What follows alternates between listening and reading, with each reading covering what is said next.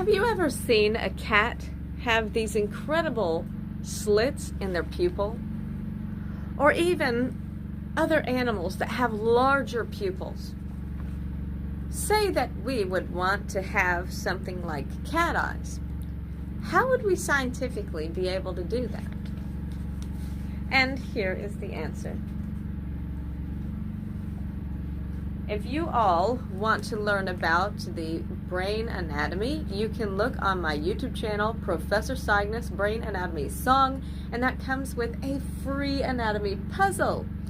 But going to speak about how it would be possible to be able to change the shape of your pupil from a frog's eye to a cat eye or other kinds of shapes. And the answer is there's a tiny little motor called the oculomotor that structures the shape of your eye. The oculomotor would have to have a cellular blueprint to be able to have the shape coordination of your eye.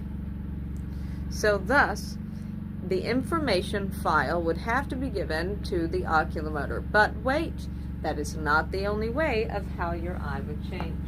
See, there has to be an agreement within the brain and different parts of the brain in order to make things happen. So that means even if the oculomotor had the blueprint for the shape of the eye and the way that eyes could change, the brain would not do it without the agreement of other things, such as the sympathetic nervous system. The sympathetic nervous system goes through the eye and all the way through to the pons and so on.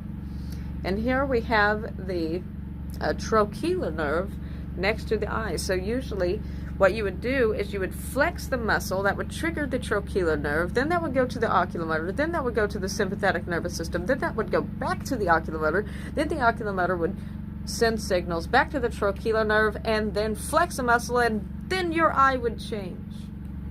So that is how it would be possible for you to have different shapes of your eye.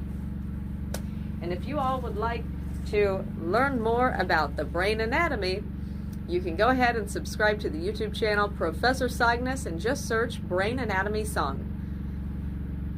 Stay healthy and get your free puzzle today, you all. But now you know how it's possible. If you ever wanted to change your eye from cat eye to frog eye to other shapes, perhaps you would just have to get that cellular blueprint to the oculomotor and get the other parts of the brain to agree.